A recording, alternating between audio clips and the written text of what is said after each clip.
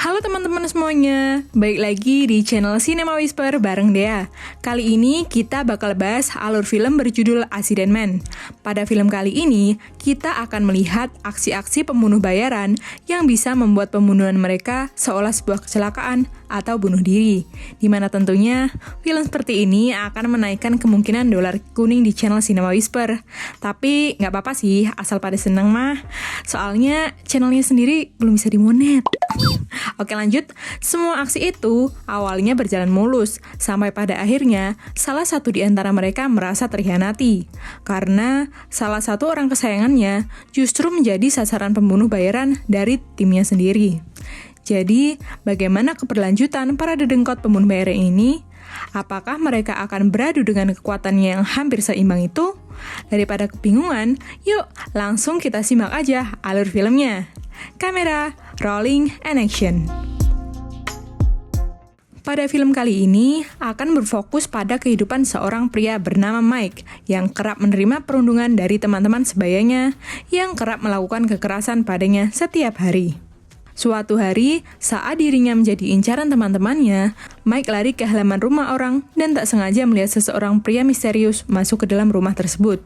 Dan tak lama berselang, rumah itu pun meledak. Karena penasaran, Mike memutuskan untuk membuntuti pria itu sambil merekam semua aksinya. Berdasarkan pengintaian itu, Mike mengetahui bahwa ia adalah seorang pembunuh bayaran yang selalu memanipulasi aksinya seolah-olah kecelakaan biasa, sehingga pihak kepolisian tak bisa menangkapnya. Karena makin penasaran, Mike pun memberanikan diri mendatangi pria itu ke rumahnya dengan tujuan untuk memintanya mengajari cara membunuh supaya Mike bisa membalas dendam kepada bocah-bocah yang sering mengganggunya. Oh ya, by the way, bapak-bapak ini namanya Ray. Ketika mendengar keinginan itu, Ray sempat menolaknya. Namun, setelah melalui beberapa pertanyaan, Ray mulai melunak. Ray pun mengatakan bahwa untuk meruntuhkan sebuah geng, Mike harus melenyapkan pemimpin mereka terlebih dahulu. Tanpa banyak menunggu, sesuai instruksi dari Ray, Mike pun menyelinap ke kamar milik ketua si pembuli. Setelah menunggu waktu yang tepat, Mike lalu mendorongnya jatuh dari atas gedung, sehingga insiden itu seolah-olah seperti sebuah kecelakaan. Usai melihat aksi Mike, Ray menyadari bahwa bocah ingusan ini memiliki potensi yang besar. Alhasil, Ray pun mulai mengajari semua hal yang ia tahu, mulai dari bela diri, cara menembak, dan segala pengetahuan yang berkaitan dengan urusan bunuh-membunuh. Singkat cerita, 15 tahun pun berlalu. Mike kini telah berubah menjadi pembunuh profesional yang memiliki trik lebih bersih dari Ray.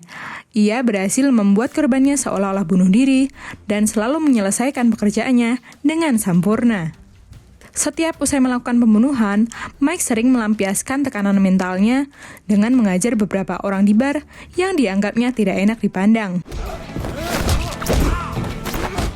Sungguh pelampiasan yang menghebohkan. Setelah dari bar, Mike pun pergi ke markasnya, tempat di mana para pembunuh bayaran berkumpul. Markas ini sendiri dibuat oleh sebuah komunitas atau lembaga pembunuh bayaran.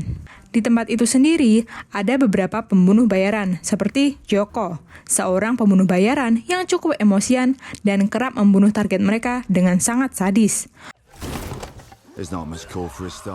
Joko sendiri lebih sering menggunakan kapak dibandingkan pistol karena lebih murah dan tak perlu biaya untuk membeli peluru. Yang kedua ada Supri, si raja racun.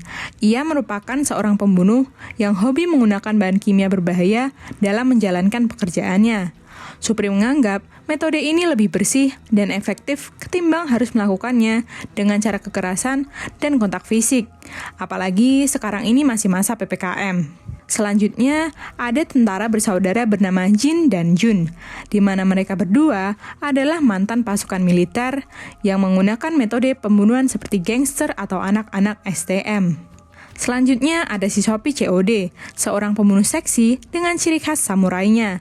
Sophie sendiri kerap bertemu target-targetnya yang sangean. Tentu saja, hal ini semakin membuat Sophie berhasrat dalam melakukan pekerjaannya. Selanjutnya, ada Samsul, seorang pembunuh bayaran yang secara random menentukan target pembunuhannya, karena ia senang mencoba berbagai metode pembunuhan baru.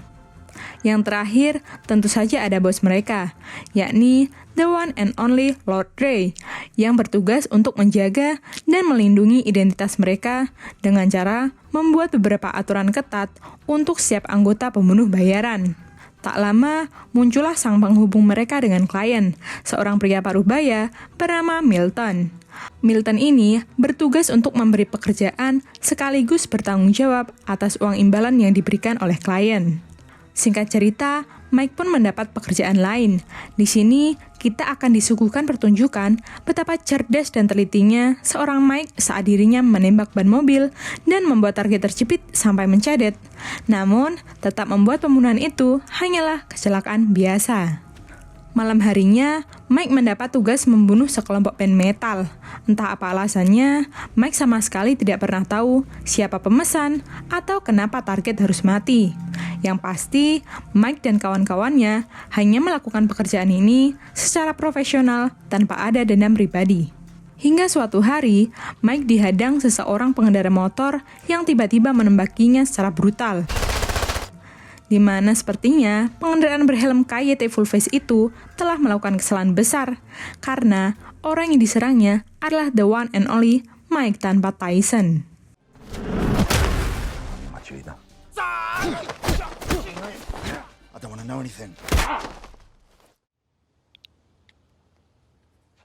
Entah siapa yang mengirimnya, Mike pun langsung menghubungi Milton untuk memintanya mencari identitas orang tersebut. Tak cukup sampai di situ, Mike kembali dikejutkan dengan kabar kematian mantan kekasih yang sangat dicintainya. Berdasar rumor yang beredar, ia dibunuh oleh 2 orang pecandu yang mencoba merampok rumahnya. Ketika menghadiri upacara pemakaman, Mike bertemu dengan sahabatnya, yakni Ichi, yang mengatakan bahwa mantan kekasih Mike ternyata sedang hamil anaknya. Mike yang mendengarnya pun semakin merasakan kesedihan. Meski sudah diputuskan sebagai pembunuhan oleh pecandu, Mike tetap menelusuri TKP untuk menganalisa kronologi sebenarnya. Dan dari hipotesis yang dilakukannya, Mike pun mendapat jawaban bahwa pelaku dari tindakan ini bukanlah pecandu biasa, melainkan seseorang yang sangat ahli yang tidak lain adalah Jin dan Jun bersaudara. Tak ingin buang waktu, Mike pun langsung menemui mereka berdua, kemudian memberi sedikit pelajaran karena tega menghabisi wanita yang dicintainya tanpa permisi. Best trained soldiers in the world, bar none. Akhirnya, Jin dan Jun pun mengaku bahwa mereka memang telah membunuh mantan kekasihnya sesuai perintah dari klien. Merasa tak terima, Mike pun menemui Ray untuk mengadukan hal ini. Tapi apa daya, Ray pun tak bisa berbuat banyak, karena sekali lagi, mereka hanya menjalankan tugas sesuai permintaan klien tanpa campur tangan dan dendam pribadi. Belum puas dengan hal itu, Mike kembali menemui Ichi untuk mencari informasi tentang siapa saja orang yang mungkin tidak suka atau pernah disakiti oleh sang mantan. Tetapi tiba-tiba, Joko muncul di sana dan langsung membabi buta dengan kapaknya. Mike pun terlibat perkelahian dengannya, yang akhirnya membuat Joko tewas oleh kapaknya sendiri. Setelah itu, Mike bertanya siapa yang mengirimnya dan kenapa dia melakukan itu kepada sahabatnya sendiri. Namun nyatanya, Joko memang tidak tahu siapa klien tersebut, dan hanya mengatakan bahwa tugas ini sesuai dengan perintah Milton.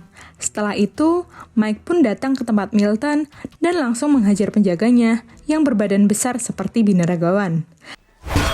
Setelah diinterogasi habis-habisan, Milton tetap tidak mau buka mulut tentang siapa klien tersebut, karena dia lebih takut terhadap aturan yang dibuat oleh Ray ketimbang ancaman yang diberikan oleh Mike.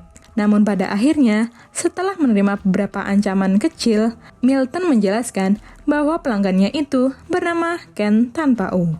Sementara itu, karena telah melanggar aturan komunitas, Ray pun terpaksa memerintahkan semua anggota komunitas untuk membunuh Mike. Karena walaupun dia sebenarnya berat melakukan hal itu, aturan tetap harus dijalankan sebagai sebuah kewajiban untuk kelangsungan komunitas.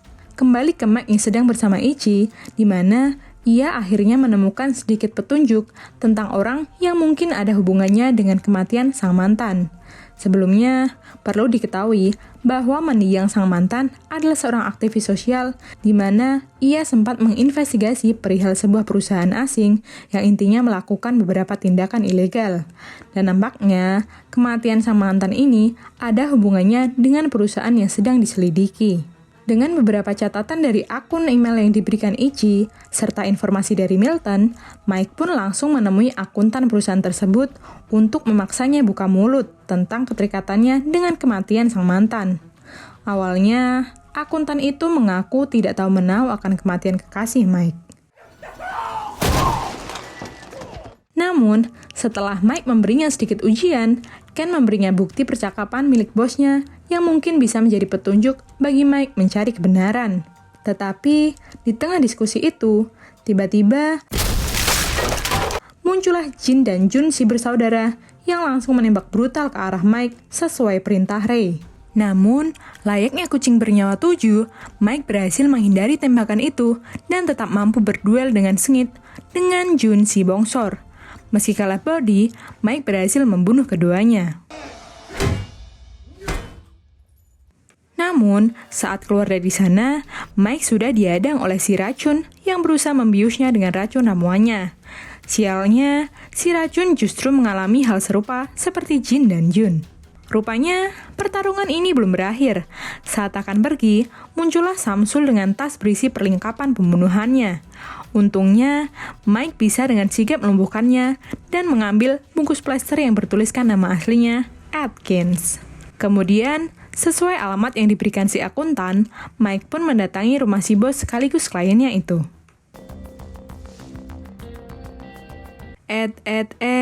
Tapi ternyata di sana sudah ada Shopee COD si Samurai Girl, dan akhirnya mereka pun terlibat final battle.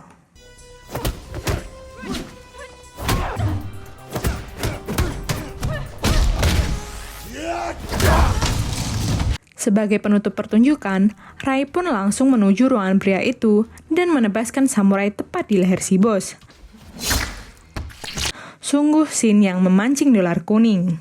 Usai membalaskan kematian kekasihnya, Mike pun pergi ke markas untuk menemui Ray dan menyerahkan rekaman percakapan antara Milton dengan kliennya, yang ternyata juga partner pencucian upah anak-anak komunitas selama ini. Alhasil, karena Milton melanggar peraturan komunitas, Ray pun mengajarnya sampai sempoyongan. Setelah mendapat kesadarannya kembali, Milton berusaha mengobati lukanya dengan plester Atkins yang diberikan Mike. Namun, seperti dugaan Mike, plester milik Samsul itu memiliki racun yang jika dimasukkan dalam darah akan sangat mematikan. Meskipun anggota komunitasnya sudah dihabisi Mike, nyatanya Ray tetap tidak tega membunuh Mike, karena dalam hati kecilnya, Ray masih sangat peduli kepada Mike yang dianggapnya sebagai anak sendiri. Persetan dengan aturan yang dibuatnya, Ray membiarkan Mike pergi dan menyuruhnya untuk jangan menampakkan diri lagi di hadapannya. Setelah semua yang terjadi, kini Mike bisa hidup bebas seperti orang normal. Dari prolog yang tertulis, Mike sepertinya berpikir untuk memulai bisnisnya sebagai solo karir di kota lain. Dan film pun berakhir. Sungguh ending yang sangat kurang. Di akhir film, kita dibiarkan tidak tahu nasib selanjutnya dari Mike. Ya, walaupun kebanyakan film action kebarat-baratan memang seperti itu sih, tapi tetap aja rasanya gregetan gitu ya. Kalau pelajaran yang bisa kita ambil, tentu saja selalu hati-hati memilih teman, karena mereka bisa saja seorang pembunuh bayaran, dan kalianlah yang menjadi incarannya. Oke, sekian dulu dan dia pamit undur diri. Sampai jumpa di alur film selanjutnya. Dadah!